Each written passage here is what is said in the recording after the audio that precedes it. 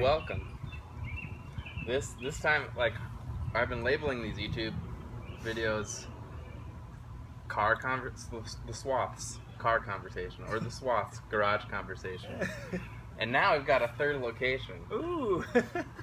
We're in my backyard. It's 3.0, Swaths 3.0. Yes. Backyard update. We'll have to like go to the Grand Canyon and do a video sometime. Sure we will. Be like Grand Canyon conversations. No, but I think I was just reading the other day about the lavender hour. Do you know what the lavender hour is? No.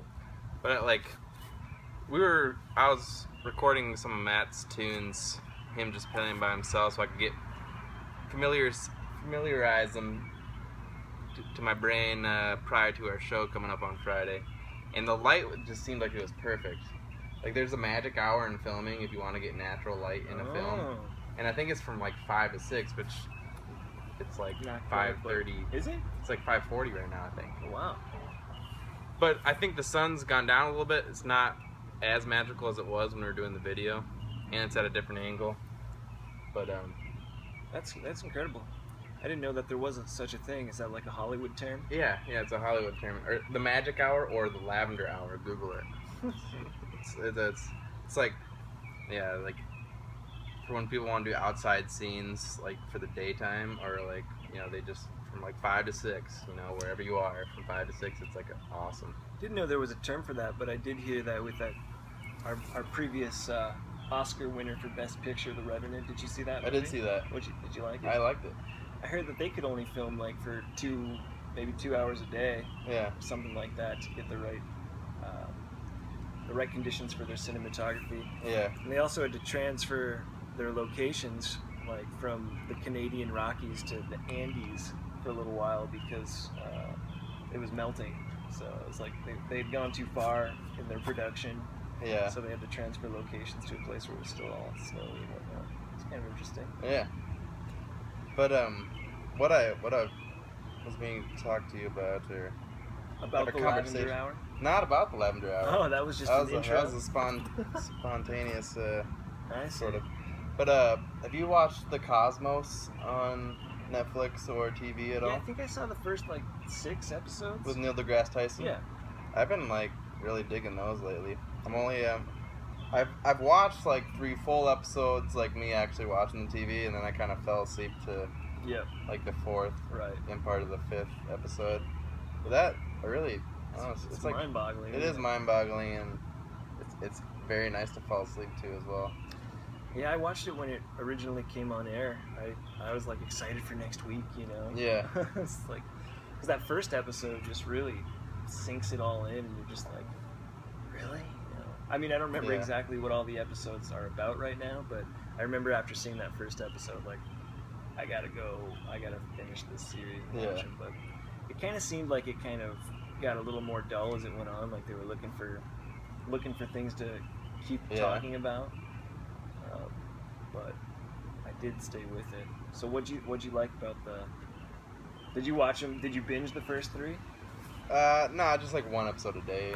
Yeah. But yeah, I don't know. I'm a big fan of Neil deGrasse Tyson, and he the way it's done, it's keeps you pretty intrigued. At least the episodes that I've seen, like the whole way through, and I think it's explained really well, and then I'm just learning a lot about the cosmos in general, which is fun. But, well, not only cosmos, but he gets into macros, and evolution of the eye. I like that explanation. Yeah, that was good. That was kind of cool. But I like the dog one too, where he explains how dogs and humans became friends. Yeah, domesticated and yeah, dude, that's interesting. Over thousands of years. And then now you think about it, when you look at little dogs and stuff, you're like, hey, dude, it's a little pal. Like, our ancestors used to share food around the fire, and you'd bark to warn us of invaders or enemies. And we gave you our bones. You soon learned if you were nice, so you could get some scraps of food. But yeah, and then also it's kind of big old bug. there's something I was gonna mention on the dog thing, but it's just, yeah, it's one of those things where it's kind of, yeah, it's very interesting how like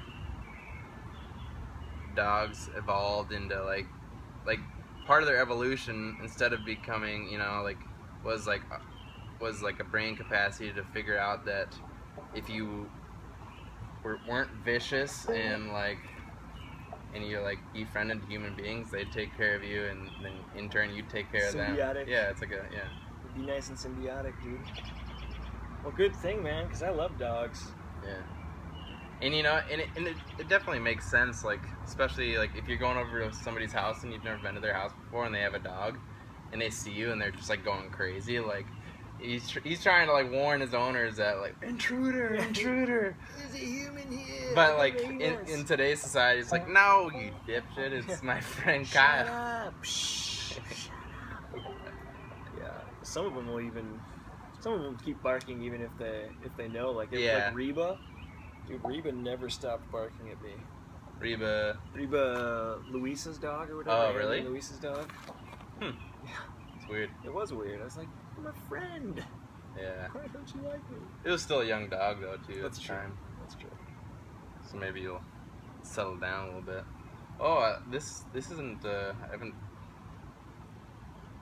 The viewers out there don't know about this, but my cat broke one of his arm bones. He got his arm stuck in. Well, he was. Yeah, explain it. I don't remember. I don't know the whole story. Yeah, I don't think I ever did I just tell you know the story. What you got? Anyways, I left the house, and usually I'm really good. I'm kind of the. I think I kind of have a healthy paranoia of making sure doors are locked and windows are shut when I'm leaving the house. Mm-hmm. I think I've got a healthy amount of that. You do always tell me to lock the car door every time. Yeah, you lock that? and I have a junker car, but there's still stuff in the car that I would hate for people to just take. Nobody wants a robbery, dude. No. But anyways, yeah, I try to make sure windows are shut, doors are locked when I leave the house. Anyways, I left the house, and I'm not one, especially when it's with the weather like it's been, I'm not one to have the window open, especially when the AC's on. And don't mention what I did. I won't. I'll mention it. I'll tell you later. Anyways, but yeah, so like I left the house and didn't think anything of it, but the window, the front right window, was open, and it's one of those like guillotine style windows where you just like, you know, and that's kind of essentially what happened to my cat's arm. But like I came home maybe 3 to 4 hours later, my cat, I was like, it's kind of weird because I opened the door and he wasn't coming up to, you know, usually he greets you at the door because I think part of him loves us and part of him wants some food really bad. Yeah. Every time you come home, even if he's got food in his bowl, he's like, oh, feed me. You know.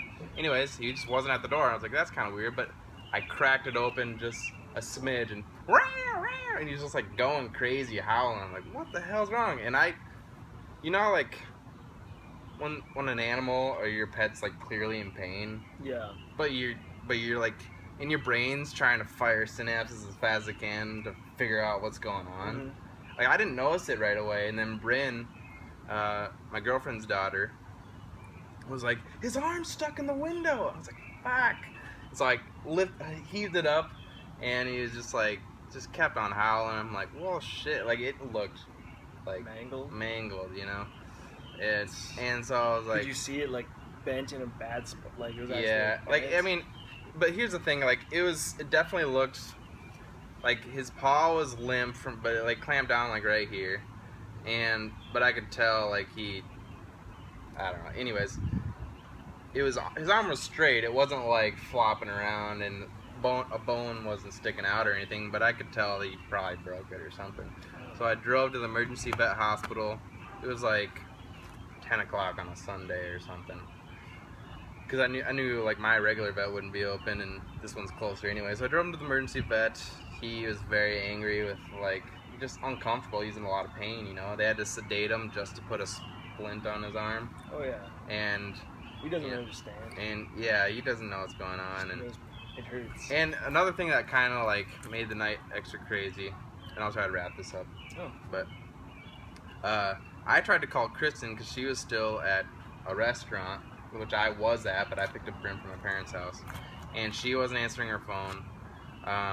And then I guess so, and I got frustrated after a while at the vet. I was like, geez, answer your phone, because her phone's usually on silent. Anyways, I called Granite City even.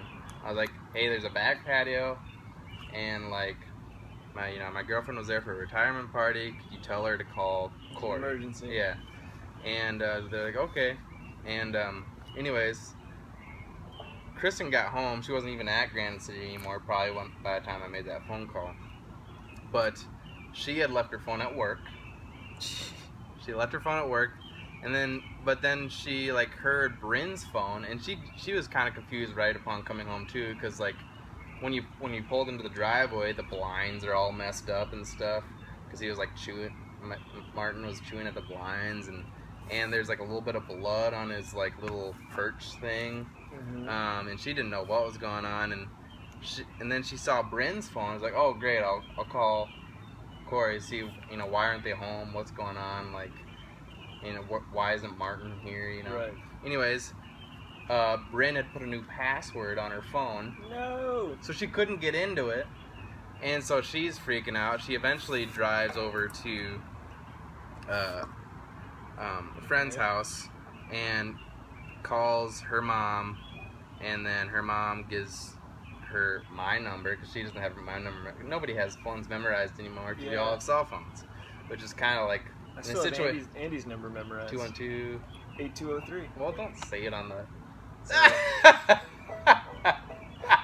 they don't know the area code. They probably do. That's the Leave them alone. Leave them alone. But anyway. Sorry, Andy. If you get like a bunch of random people calling you, it's not my fault. It's okay. So far, we've only had like 7 views of videos. So. I haven't been sharing these on Facebook, or only like Twitter and Tumblr. Send this to me first. I'll put a little beep over it. But continue, dude. Alright.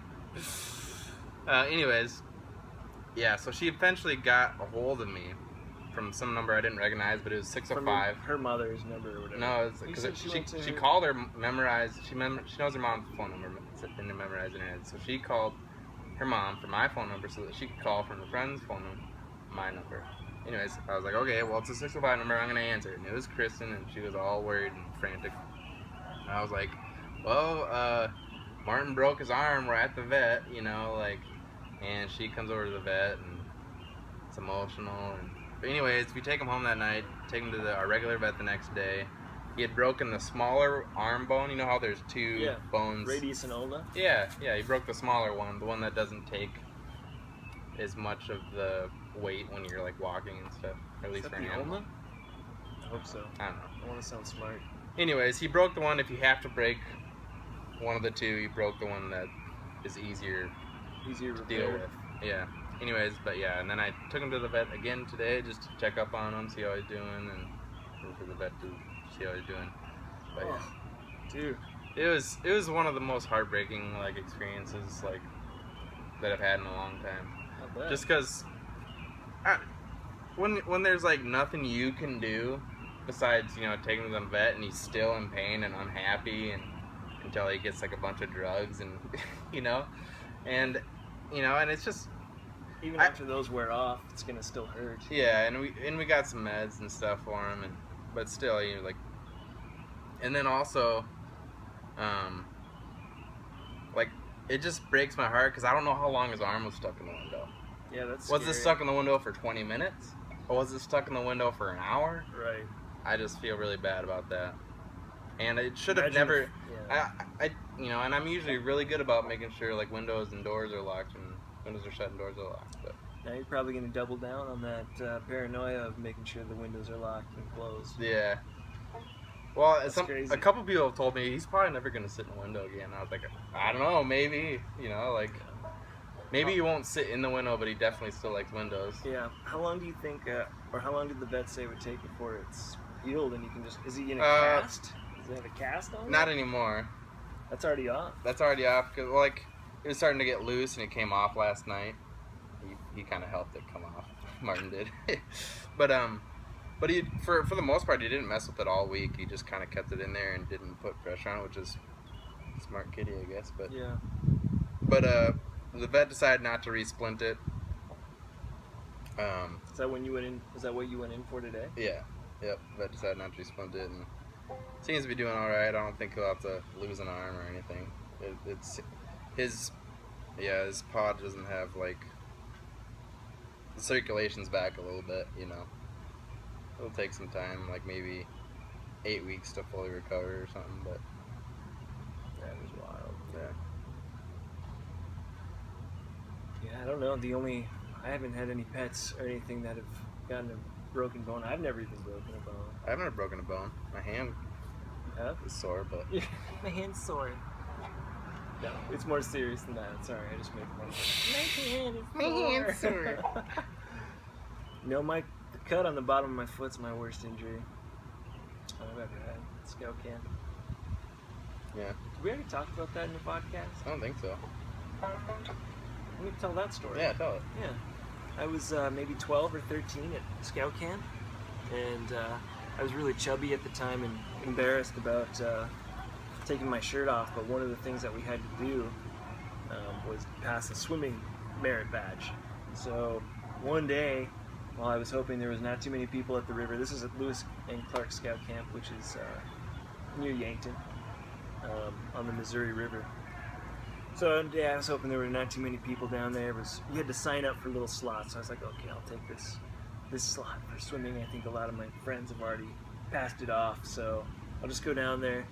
And it was super hot that day, so I was on the bank of the river, a little further up from the bank of the river, and I took off my shirt. I was kind of like jumping around because the sand was burning my feet, you know. I was like, okay, run to the water to get beneath the water. Yeah. So that I could cover myself up and just be in there and swim, you know. Yeah. So I started running towards the river, and there was just this little embankment, probably like 2 or 3 feet, where it went down like that.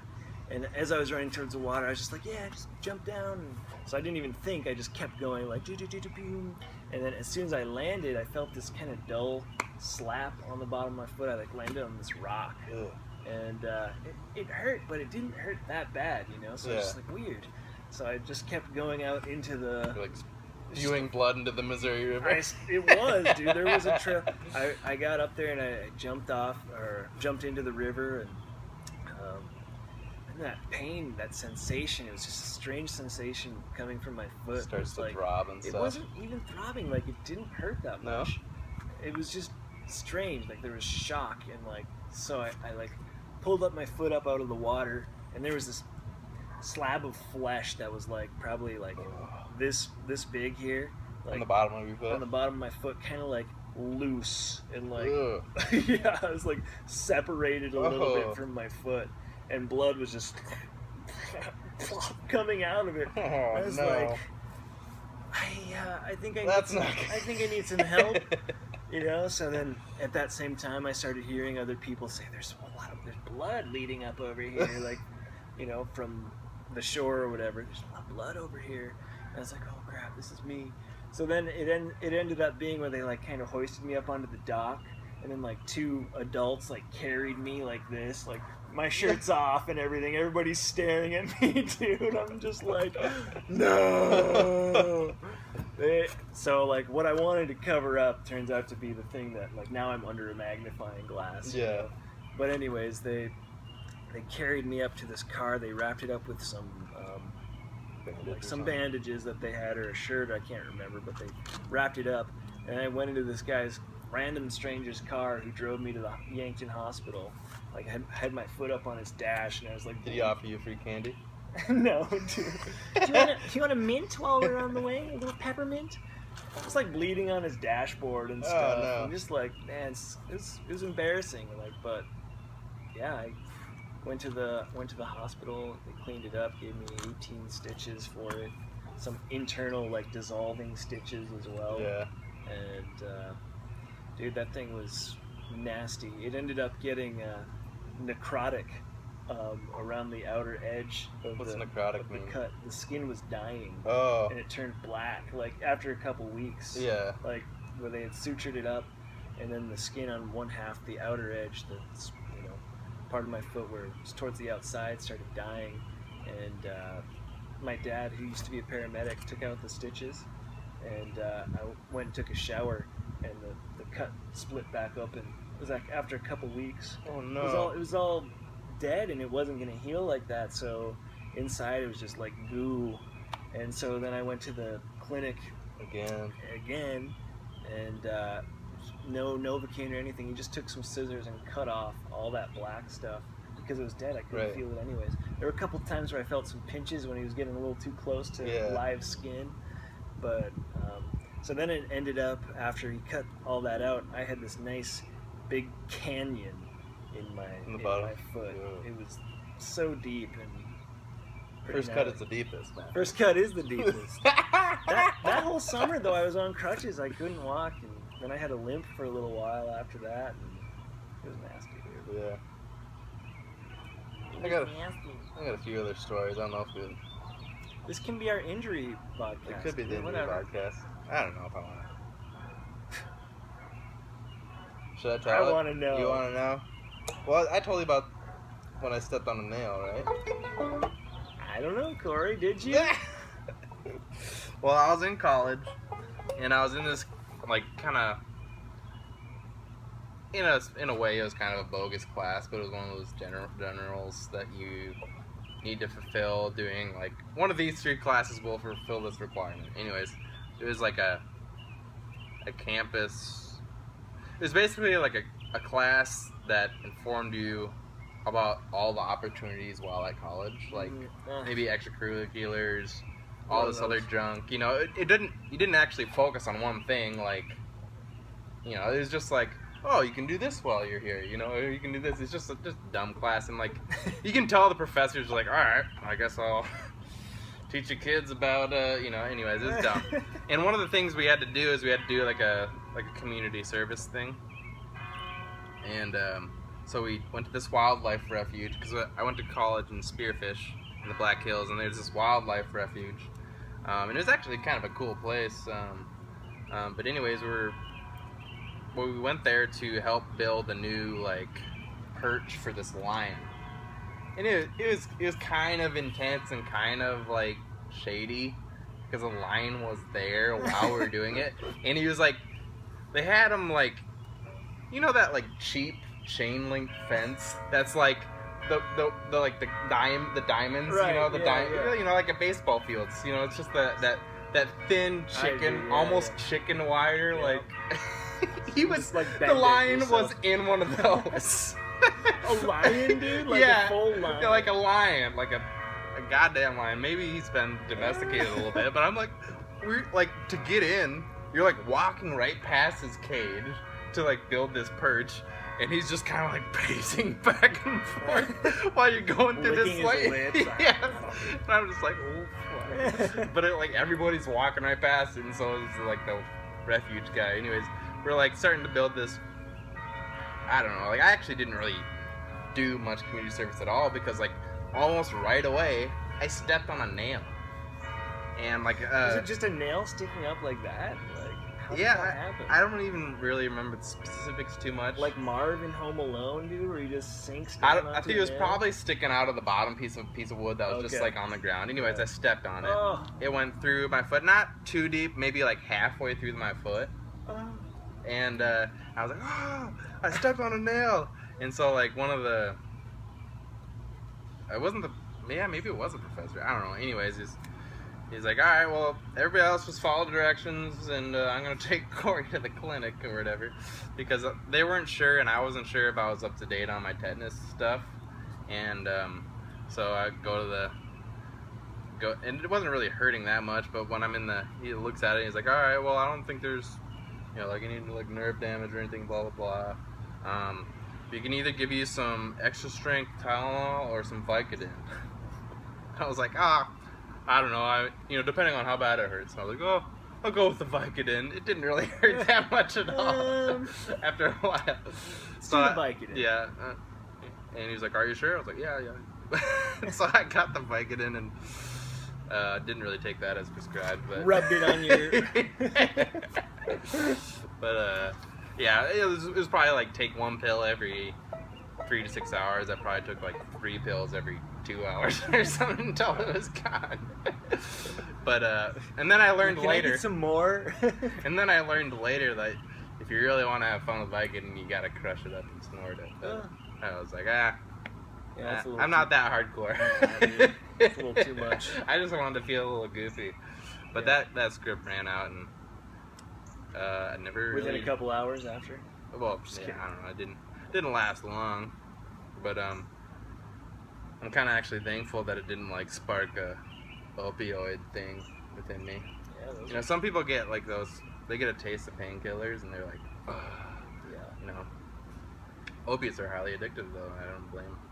But I don't know if the viewers know this, but I've been sober from alcohol and drugs a little over 4 years, and didn't have to kick a opiate addiction, which is, I don't know, I guess maybe I've heard this from other people too, is like some people really get off on opiates, and like I think if I would have had an affinity towards it, yeah, it would have developed from that time I stepped on that nail and got 1 bottle of Vicodin, you know. Yeah. But I never really, it never, like when the script was over, I wasn't like gotta figure out how to get more. Right. You know, that's good. I never had a problem with opiates either. I've had prescriptions for certain things, my wisdom teeth, and I think my foot as well. But Yeah. Just, I don't know, just didn't do it for me. Yeah. Yeah. Didn't need it. I did have one time where I tried to do it recreationally, and I felt sick. Yeah. I was like, this is just gross. Yeah. So I'm glad too, because that it does ruin some people's lives. Yeah. Quite a bit. So. Yeah. Congratulations. And you've stopped smoking cigarettes for quite a while. Yeah, about 5 weeks. I'm on nicotine lozenges. Still stop smoking cigarettes. I'm still not damaging Your my lungs lungs. are still like clapping. Yeah. Yay. Yay. The Clapping Lungs, band name, dude. The clapping lungs. Well, how you never? I sent Matt a text the other day. We send each other band name ideas, even though we have no intention of ever really replacing the current band name. But if one comes along, it's Yeah. just like, Or if for some reason we formed another group with like another person or something, we've got like a whole text. it's good to have some on hand. We have a whole backlog of text Yeah. messages where we've been sending each other band names. Anyways, what did you think of that one, Tricks on the Eyes? That was good, dude. Did you really like that one? Yeah, I did. I like it. I just, you know how, and basically that one came about is I was driving and the sun was at a weird angle, and I thought something was there for a second, but it wasn't. And I was like, the sun's playing tricks on my eyes, and I probably said it to myself, because I talk to myself sometimes. But anyways, yeah, and I just thought, tricks on my eyes, just shorten it to tricks on my eyes, not the sun's playing. Right. Why don't we just shorten it to Mirage, dude? I'm just kidding, dude. No, don't like it. No, tricks Don't on like my it. eyes does. I didn't come up with it. I don't like it. Just kidding. Fresh Fences, dude. Fresh Fences, yeah, that was good. That was kind of dumb, but I did see, like, when you tell me band names, I usually do think of like, oh, what was he doing to have that spark, you know? Because something happens where you think of a phrase that you just normally just say, and then it's like, hey, that's a band name. Yeah. Like Clapping Lungs just happened, you know? Yeah. Clapping Lungs. Fresh Fences, there was a house that I drove by, and it said in the window there was a fence permit, and I was like, do you really need a permit for fences? Like, and they're fresh. Their fence looked fresh, so I was like, it's a fresh fence. Did they just get a...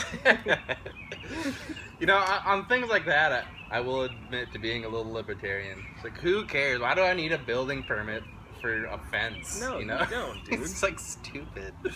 Yeah, that's. I mean, I can understand like if you're gonna add like 2 more stories to your house, it's not a bad idea to have a building permit. But A fence? a fence? That's getting a little Government, nitpicky. can I build a fence around my property that I don't really own because I have to pay you land tax? Is it alright if it's electric? Is that gonna be okay? I really don't like kids. I really don't. We've probably gone half an hour, don't you think? Probably. 30 minutes exactly. Oh, dude. How'd that happen? Happened My like sense of magic. time is electrifying. Electrifying.